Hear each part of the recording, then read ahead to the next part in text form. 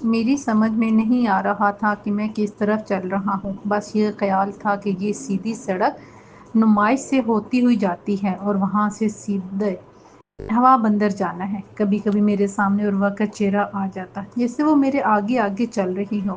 تم کہاں ہو؟ میں نے پوچھا۔ تمہارے سامنے تو ہوں، وہ ہنسی، پھر اس نے اپنا ہاتھ بڑھایا۔ دیکھو میں ہوں نا میں نے بے چینی سے اس کا ہاتھ پکڑ لیا۔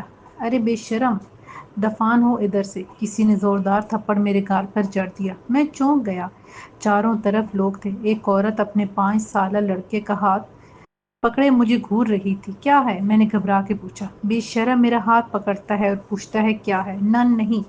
میں نے ادھر ادھر دیکھا۔ میرے اطراف کئی بسیں کھڑی تھیں۔ میں نے سر جھٹک کے آنکھیں پھاڑ پھاڑ کے ادھر ادھر دوبارہ دیکھا۔ یہ بس اڈا تھا جہاں سے اندرونی سندھ اور پنجاب بسیں جاتی تھیں۔ وہ عورت اپنے بچوں کو لے کر آگے بڑھ چکی تھی۔ کیا میں پاگل ہو رہا ہوں؟ میں نے جیسے خود سے پوچھا۔ میرے پیروں میں درد ہو رہا تھا۔ میں نے سیڑھی پر بیٹھ کے جوتے اتارے تو ٹیسوں کو کچھ سکون ملا۔ میں نے ہاتھ سے تلووں کو چھوا تو مجھے دانے سے محسوس ہوئے۔ میں نے موزے اتار دیے۔ پیروں میں عجیب سی ابھار بن گئے تھے، شاید چلتے چلتے۔ مجھے عادت نہیں تھی اتنا زیادہ پیدل چلنے کی۔ میں لس بیلا سے چلتے چلتے ادھر کیپری سینما کے سامنے کھڑا تھا۔ میں نے گہری سانس لی۔ مجھے کیا ہو رہا ہے؟ کیوں میں بے خود ہو رہا ہوں؟ کدھر کو جا رہا ہوں؟ صدر کے لیے ادھر سے مڑوں یا آگے سے؟ اچانک ایک موٹر سائیکل سوار نے مجھ سے پوچھا۔ پتہ نہیں، میں نے بے خیالی میں جواب دیا۔ اس نے مجھے یوں دیکھا جیسے میں پاگل ہوں۔ پھر اس نے موٹر سائیکل کو ریس دی اور آگے بڑھ گیا۔ Motor cycle! اچانک مجھے خیال آیا، میری موٹر سائیکل کہاں ہے؟ میں سوچنے لگا۔ پھر یاد آیا کہ میں بے خیالی میں چلتے چلتے پیدل ادھر نکل آیا ہوں، جبکہ میری موٹر سائیکل وہیں نور شاہ شہید دربار کے پاس کھڑی ہے۔ میں نے گہری سانس لی، رکشے میں بیٹھ کر دربار پر اترا، اپنی موٹر سائیکل لی اور گھر کا رخ کیا۔ گھر پہنچا تو امی ابو سخت پریشان تھے۔ مجھ پر نظر پڑتے ہی امی روتے ہوئی آگے بڑھیں اور بولی، کہاں تھے تم اور یہ کیا حالت بنا رکھی ہے؟ ان کی آواز سے گہری پریشانی جھلک رہی تھی۔ اتنے میں توبہ بھی اپنے کمرے سے نکل آئی اور سختی سے میرا بازو پکڑا۔ کہاں چلے گئے تھے آپ؟ فون تو کر دیتے۔ اس نے ایک ہی سانس میں کئی سوال کر ڈالے۔ میں نے حیرت سے ان سب کی طرف دیکھا۔ وہ اس طرح مجھے دیکھ رہے تھے جیسے میں کئی سالوں بعد گھر آیا ہوں۔ پانی، میں نے کہا۔ اچھا آپ بیٹھیے تو صحیح۔ توبہ نے میرا ہاتھ پکڑ کر صوفے پر بٹھایا۔ امی ابو میرے برابر والے صوفے پر بیٹھ گئے۔ ان کے چہروں پر حیرانی اور آنکھوں میں سخت تشویش موجود تھی۔ میری سمجھ میں نہیں آیا کہ میں دیر سے آنے کی کیا تعویل پیش کروں، اور ویسے بھی میں صبح ہی تو گھر سے نکلا تھا۔ توبہ پانی کی بوتل اور گلاس لے آئی۔ میں نے گھٹا گھٹ پانی پیا اور گلاس اس کی طرف بڑھایا۔ اس نے میری طرف دیکھتے ہوئے گلاس دوبارہ بھر دیا۔ میں نے پانی پی کر بوتل خالی کر دی۔ اس دوران امی ابو نے مجھ سے کوئی سوال نہیں کیا تھا۔ جب میرے حواس قدرے بحال ہوئے تو امی نے پوچھا، کہاں تھے اور یہ اپنا حلیہ کیا بنا رکھا ہے؟ میں نے اپنے کپڑوں کا جائزہ لیا اور چونک پڑا۔ میرے کپڑے مٹی سے اٹے ہوئے تھے، یوں لگ رہا تھا جیسے میں زمین میں لوٹ لگاتا رہا ہوں۔ کیا بات ہے بیٹا؟ کوئی پریشانی، کوئی الجھن ہے تو ہمیں بتاؤ۔ گھر سے اس طرح غائب رہنا اچھا نہیں ہوتا، ابو نے نرمی سے پوچھا۔ گھر سے غائب؟ صبح ہی تو گیا تھا میں نے حیرت سے پوچھا۔ آپ تو ایسے کہہ رہے ہیں جیسے میں کئی دنوں بعد گھر آیا ہوں۔ تو اور کیا، کچھ ہوش ہے تمہیں؟ 2 دن کے بعد گھر آئے ہو، نہ فون نہ کوئی اطلاع، ہماری تو جان ہی سکھا دی۔ امی نے غصے سے کہا۔ میں بونچکا رہ گیا۔ کیا کہہ رہی ہیں آپ؟ میں نے گھبرا کر کہا۔ میں صبح ہی تو نکلا ہوں گھر سے، آپ کو پتہ بتا کے۔ امی نے تعصب بھری نگاہوں سے مجھے دیکھا، پھر دھیرے سے بولی، افسوس، اب تم ہمیں جھٹلانے لگے ہو۔ میں نے پریشانی سے ابو کی طرف دیکھا تو وہ بولے، جائے پہلے نہاؤ، کپڑے بدلو، اس کے بعد باتیں کریں گے۔ میں ذرا جلال کو فون کر دوں کہ تم آ گئے ہو۔ 2 دن سے وہ بھی سخت پریشان تھا۔ دفتر سے 4-5 مرتبہ فون کر کے یہی پوچھے جا رہا ہے کہ طلال آیا کہ نہیں۔ ابو اٹھ کر چلے گئے۔ میں نے توبہ کی طرف دیکھا، اس نے مجھے کمرے میں جانے کا اشارہ کیا۔ میں خاموشی سے اپنے کمرے کی طرف بڑھ گیا تو توبہ امی سے مخاطب ہوئی، امی آپ ناراض نہ ہو، مجھے بھائی کی طبیعت ٹھیک نہیں معلوم ہوتی۔ تو کیا میری طبیعت ٹھیک ہے؟ ایسا تو اس نے کبھی اسکول، کالج، یونیورسٹی میں بھی نہیں کیا، جبکہ اب تعلیم مکمل ہو رہی ہے تو یہ لاپروائیاں شروع ہو گئی ہیں۔ امی روحانسی ہو رہی تھی۔ امی ہم آرام سے بات کریں گے، توبہ نے دبی آواز میں کہا۔ اس کی کوشش تھی کہ مجھ تک آوازیں نہ پہنچیں۔ مجھے تو لگ رہا ہے کہ کہیں۔ کیا کہیں؟ توبہ نے سوال کیا۔ کچھ نہیں۔ اس کے بعد انہوں نے کچھ نہیں کہا اور خاموشی چھا گئی۔ میں غسل خانے میں چلا گیا اور شاور کھول کر اس کے نیچے کھڑا ہو گیا۔ میرے بالوں سے مٹی بھرا پانی نکلنے لگا۔ ٹھنڈے پانی نے مجھے بے حد سکون دیا۔ میں جی بھر کے نہایا، پھر بعد ٹاول جسم کے گرد لپیٹا اور باہر نکل آیا اور الماری سے شلوار قمیض نکال کے پہنی۔ ابھی میں کنگھی کر رہا تھا کہ دروازے پر دستک ہوئی اور طوبا کمرے میں داخل ہوئی۔ اس کے ہاتھوں میں کھانے کی ٹرے تھی۔ کھانا دیکھ کر مجھے بھوک لگنے لگی۔ آپ کھانا کھا لیں، میں چائے لے کے آتی ہوں۔ طوبا نے ٹرے رکھی اور واپس جانے لگی۔ چائے نہیں، کافی، میں نے اسے ٹوکا۔ وہ سر ہلا کے نکل گئی۔ ارہر کی دال، چاول اور ترئی کی سبزی رائتا مجھے ہمیشہ سے ہی پسند تھا۔ میں بڑی روبت سے کھانا کھانے لگا۔ ذرا دیر میں نے کھانا ختم کر لیا۔ اتنی دیر میں طوبا 2 کپ کافی لے آئی۔ کافی کی خوشبو نے مجھے جیسا ہلکا کر دیا۔ لگتا ہے گپ شپ کا موڈ ہے۔ میں نے اس کپ پر نظر جما کے کہا، ہاں۔ وہ دھیرے سے بولی اور سامنے رکھی ہوئی کرسی پر بیٹھ گئی۔ میں نے کافی کی چسکی لی اور اس کی طرف دیکھا۔ وہ اپنے ہاتھ میں پکڑے کپ کو بڑے غور سے دیکھ رہی تھی۔ میں نے کہا، مگ کو اتنے غور سے کیا دیکھ رہی ہو؟ اس میں کسی بھوت کے نکلنے کی توقع ہے کیا؟ بھوت؟ آج کل تو بھوت آپ بنے ہیں۔ یہ اچانک کہاں چلے گئے تھے؟ اس کا لہجہ سرسری سا تھا۔ کہاں چلے گئے تھے؟ ارے بھائی، تم لوگ مجھے کیوں اس طرح کہہ رہے ہو جیسے میں کئی دن سے گھر سے غائب رہا؟ میں بس صبح گیا تھا اور اب آ گیا۔ طوبا نے گہری نگاہوں سے میری طرف دیکھا۔ کیا واقعی آپ کو یاد نہیں کہ آج پورے 2 دن کے بعد آپ گھر لوٹے ہیں؟ وہ بغور مجھے دیکھ رہی تھی۔ میں نے کہا، یقین کرو میں سچ کہہ رہا ہوں، میں تو صبح ہی گیا تھا۔ اچھا؟ طوبا نے بھی یقینے سے پوچھا۔ یعنی آپ کو بالکل بھی یاد نہیں کہ آپ صبح نہیں 2 دن پہلے گئے تھے؟ یقین مانو میں سچ کہہ رہا ہوں، میں نے تیزی سے کہا۔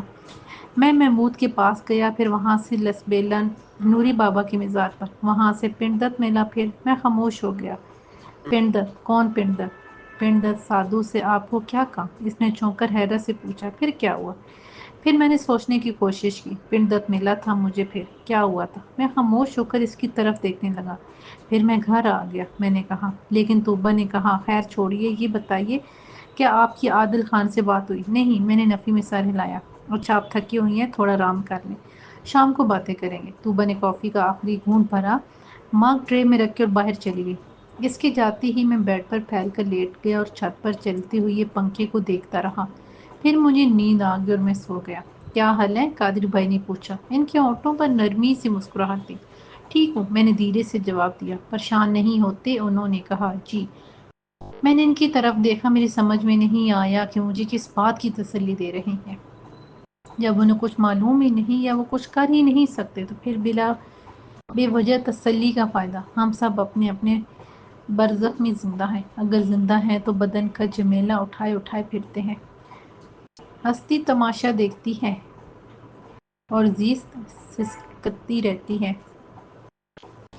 بری بات، انہوں نے دھیرے سے کہا۔ بدگمان نہیں ہوتے، سب اپنے اپنے دائرے میں رہتے ہیں، کسی کی مجال نہیں کہ وہ دوسرے کے دائرے میں بنا اذن کے قدم رکھ سکے۔ جی۔ میں نے ان کی طرف سوالیہ نگاہوں سے دیکھا۔ سچ تو یہ تھا کہ مجھے ان کی باتیں مہمل لگ رہی تھیں۔ بھلا جب آپ کسی کو سمجھا نہ سکیں، بتا نہ پائیں، تو پھر آپ کی تسلیاں محض تفلے تسلیاں بن کے رہ جاتی ہیں، جن سے بچے تو بیل سکتے ہیں، ٹوٹتا پھوٹتا تڑکتا ہوا آدمی نہیں۔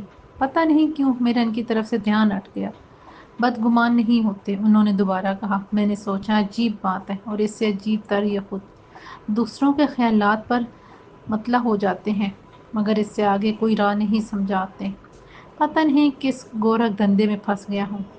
ہاں، یہ دنیا بھی گورکھ دھندا ہے، اور اس سے بڑا وہ طوفان، وہ آندیاں ہیں جو کاسہ سر کے محدود دائرے میں اٹھتی ہیں، جس کی اشفتگی آسمانوں کو چھو لیتی ہے۔ آپ کی باتیں میری سمجھ میں نہیں آتی، میں نے بے بسی سے کہا۔ ہاں، شروع میرے ساتھ بھی ایسا ہی ہوتا تھا، انہوں نے سر ہلایا۔ کیا؟ آپ کے ساتھ کیا ہوتا تھا؟ میں نے حیرت سے ان کی طرف دیکھا۔ قدرت چھلنی بنا دیتی ہے انسان کو۔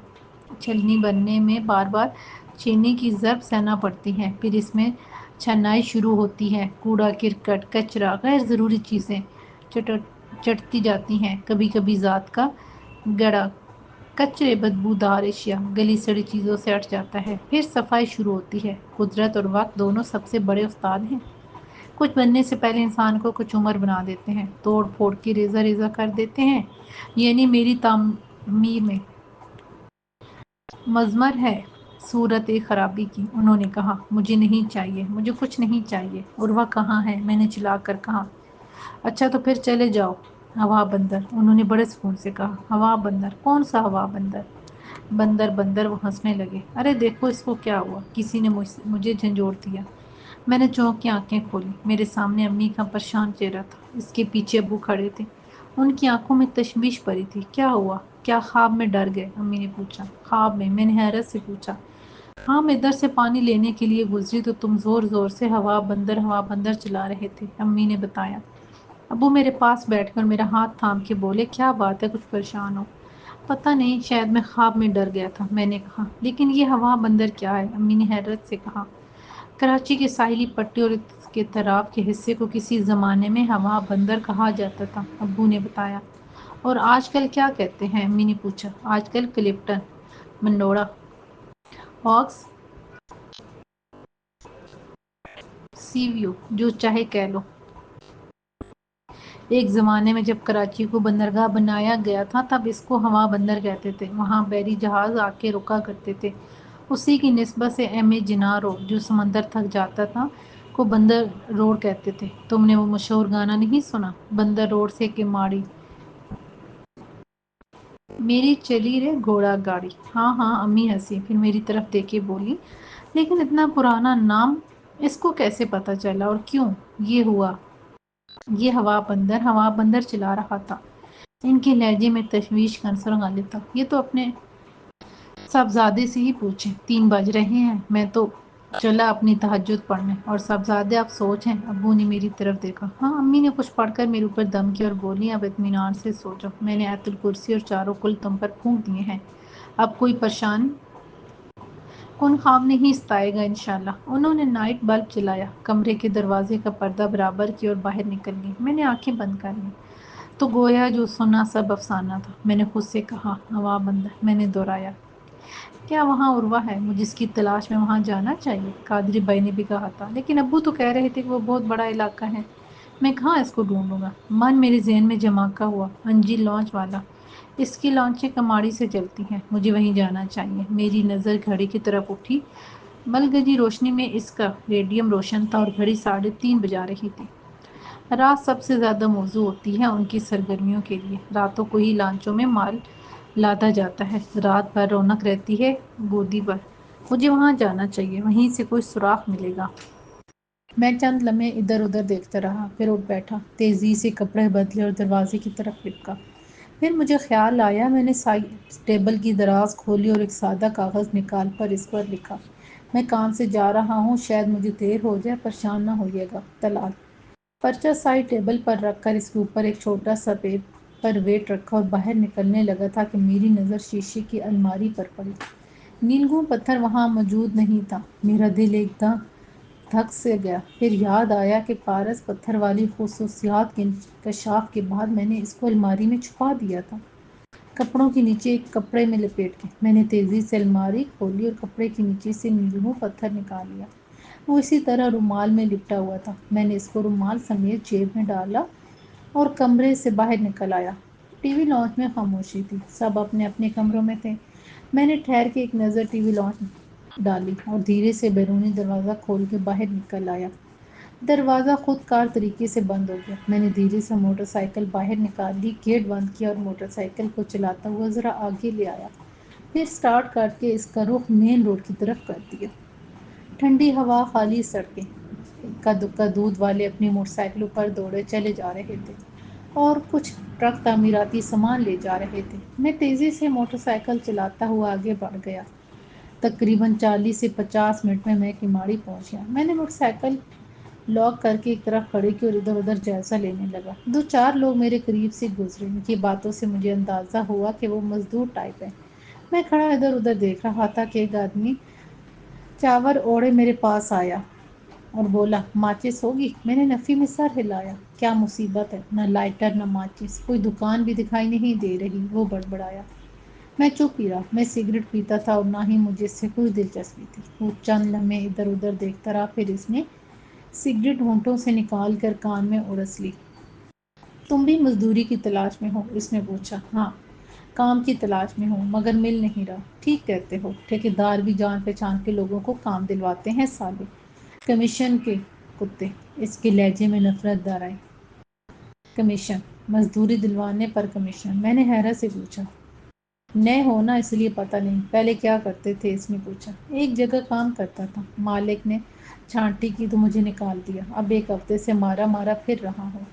کسی نے بتایا کہ انجی لانچ والے کے پاس بہت مزدوری ہوتی ہے؟ میں نے کہا ہاں، وہ بڑا آدمی ہے، اس کے سارے ٹھیکیدار بھی ویسے ہیں جیسے سب ہوتے ہیں، کام زیادہ ہے اس کے پاس، مچھلیاں آتی ہیں، سامان آتا ہے، اب تو وہ بہت بڑا مشہور ہے، عیش کیے جا رہا ہے۔ وہ بڑا باتونی معلوم ہو رہا تھا۔ پھر تو اس کے پاس کام مل سکتا ہے؟ میں نے جلدی سے پوچھا۔ میرا دل زور زور سے دھڑکنے لگا تھا۔ میں نے تو اندھیرے میں تیر پھینکا تھا۔ تو پھر یہاں کیوں کھڑے ہو؟ اس نے پوچھا۔ مجھے کچھ نہیں پتا، بس نام سنا تھا، ایک دن کماڑی سے منوڑا گیا تھا، تب انجی سٹیمر والے کا نام سنا تھا۔ لانچ والا باتیں کر رہا تھا، میں نے بات بنائی۔ ہاں، اس کی مسافر لانچیں بھی ہیں، چھوٹی بڑی ہر قسم کی۔ وہ بولا۔ کیا تم نے اس کے پاس کام کیا ہے؟ میں نے پوچھا۔ اس کی لانچوں پر کیا تھا کام، پھر ٹھیکیدار نے چھٹی کرنے پر کسی اور کو رکھ لیا، دیکھو شاید وہ دوبارہ کام مل جائے۔ کیا مجھے بھی کام دلوا دو گی؟ میں نے کہا ہاں، بات کروں گا، پہلے اپنی پھر تمہاری۔ وہ صاف بولا۔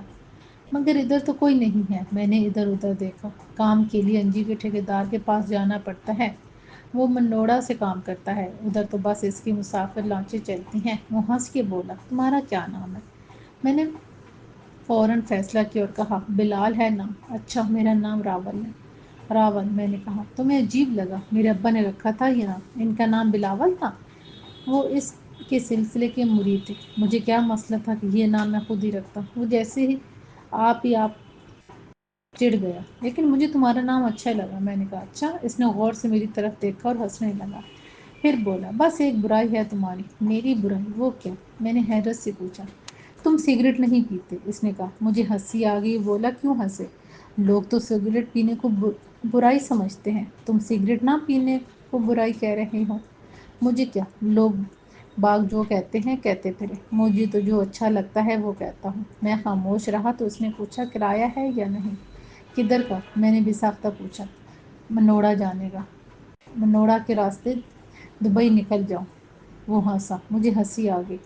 اگر دبئی جانے کے لیے پیسے ہوتے تو کیا میں نوکری کے لیے ادھر خجل خوار ہو رہا ہوتا؟ میں نے کہا خواری نصیب میں لکھی ہو تو امیر غریب دونوں ہی ذلیل ہوتے ہیں۔ وہ کہکا لگا کے بولا۔ میں چپ ہی رہا۔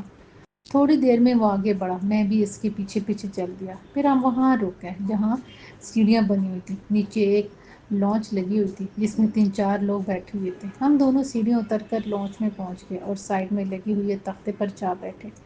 لانچ ہلکورے لے رہی تھی، ٹھنڈی ٹھنڈی ہوا چل رہی تھی۔ راول نے برابر والے آدمی سے سگریٹ لے کر اپنا سگریٹ سلگایا اور کش کھینچنے لگا۔ چلو استاد، دیر ہو رہی ہے، ایک آدمی نے کہا۔ تو کیا 4 آدمی لے کے جاوے؟ تھوڑا صبر مبر کرو، اس نے اکھڑ لہجے میں کہا۔ وہ چپ ہو گیا۔ راول سگریٹ پھونکتا رہا۔ تھوڑی دیر میں 4-5 لوگ اور بھی آ گئے۔ تب اسی آدمی نے منمنا کے دوبارہ کہا۔ استاد چلو بھی، دیر ہو رہی ہے، ٹھیکیدار باتیں سنائے گا۔ چلتا ہے چلتا ہے، اس نے کہا اور درمیانی تختے پر اونگتے لڑکے کو ہلایا۔ اٹھ جا، مستی میں پڑا رہتا ہے۔ اس نے اٹھنے کی بجائے چادر مزید اوپر تان لی تو ملا نے اٹھ کر ایک زوردار لات اس کی کمر پر جمائی اور چلایا۔ سالہ تیرے باپ کا فلیٹ ہے جو لمبی تان کے پڑا ہے، استاد تم کو لات مارنے کا نہیں تھا؟ اچھا تو تیرا نظر نہ اتارتا، لانچ والے نے غصے سے کہا۔ جس نے لات کھائی تھی بڑے اطمینان سے بولا۔ استاد تم نے میرا خواب خراب کر دیا۔ ابھی وہ آگے پلنگ پہ بیٹھی تھی کہ لات پڑ گئی پچھواڑے پر، راول نے کہہ کر لگایا۔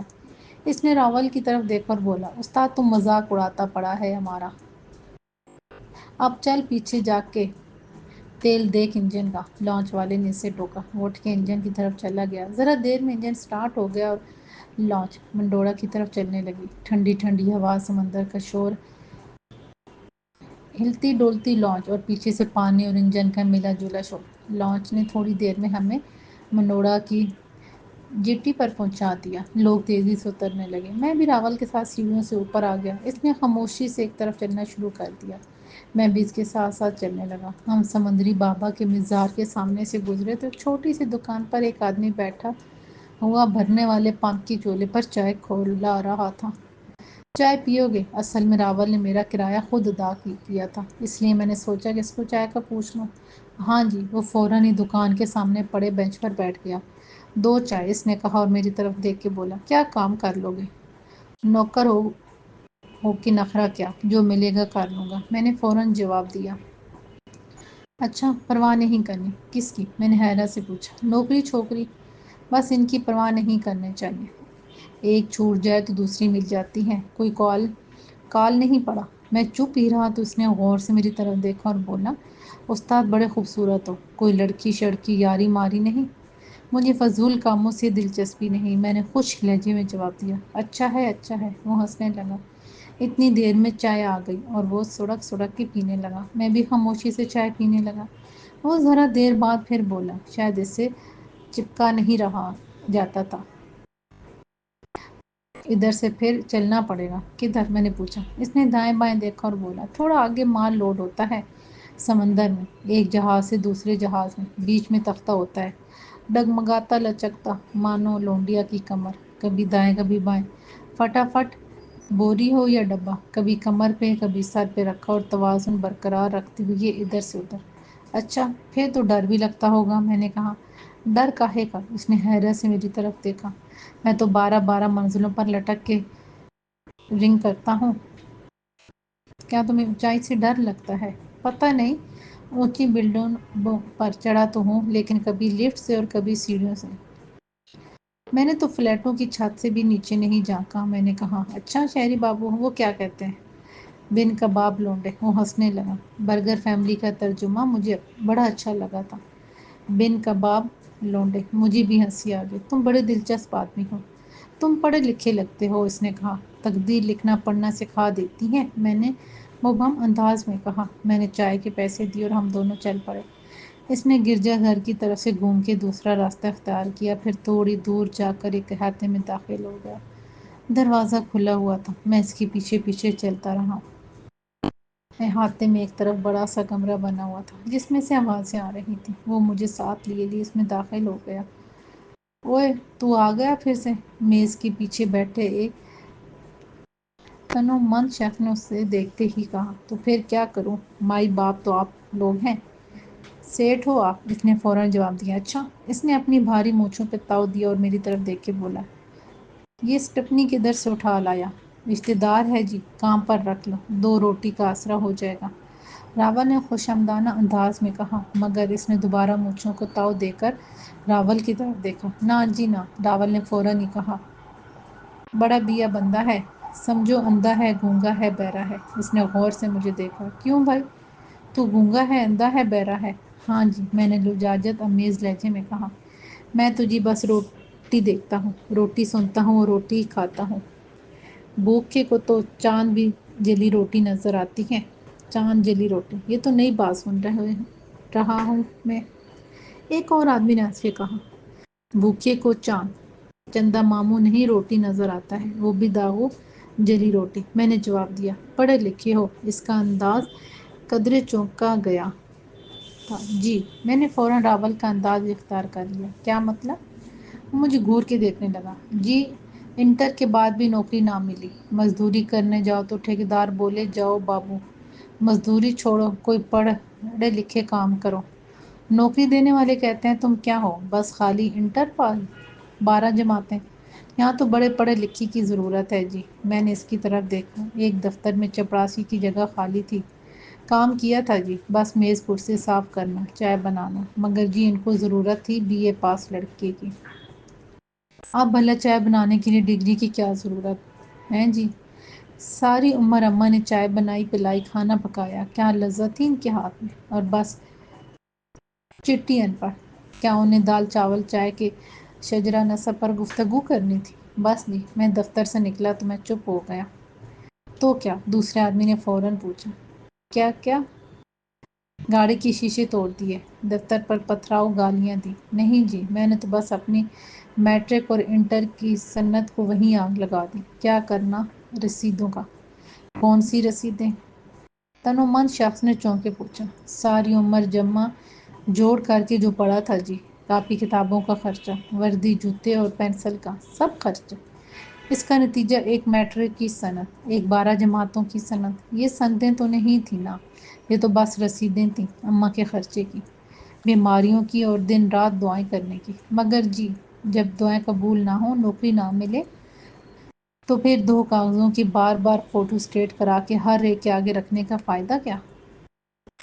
ان بیکار رسیدوں کو جلا دینا ہی بہتر سمجھا میں نے۔ وہ دونوں مجھے غور سے دیکھنے لگے۔ ان کا انداز بتا رہا تھا کہ وہ میری وپتا سے متاثر ہوئی ہیں۔ خود مجھے بھی حیرت ہو رہی تھی کہ میں کیسے بولے چلا جا رہا ہوں، جیسے میرے سامنے کوئی اسکرپٹ رکھا ہو اور میں فر پڑے جا رہا ہوں۔ حالانکہ میں اتنا باتونی نہیں ہوں، اور نہ ہی باتوں کے اتنے طوطا مینا میں اڑا سکتا ہوں۔ پھر میرے اندر بولنے کی قوت کہاں سے آ گئی؟ مجھے حیرت ہو رہی تھی۔ دل جلے معلوم ہوتے ہو، وہ بولا۔ اس سے پہلے میں کوئی جواب دیتا، راول نے کہا، میں کہتا ہوں جی، یہ اپنے کام سے کام رکھنے والا بندہ ہے۔ تمہارے پاس شناختی کارڈ ہے؟ اچانک اس تندمند آدمی نے پوچھا۔ وہ تو جی میں نے سند کے ساتھ ہی جلا دیا، پھر بعد میں بڑا پچھتایا۔ میں نے ترنت جواب دیا۔ کیوں، تم پچھتاتے بھی ہو؟ تندمند آدمی نے پہلی بار مسکرا کے مجھے دیکھا۔ ہاں جی،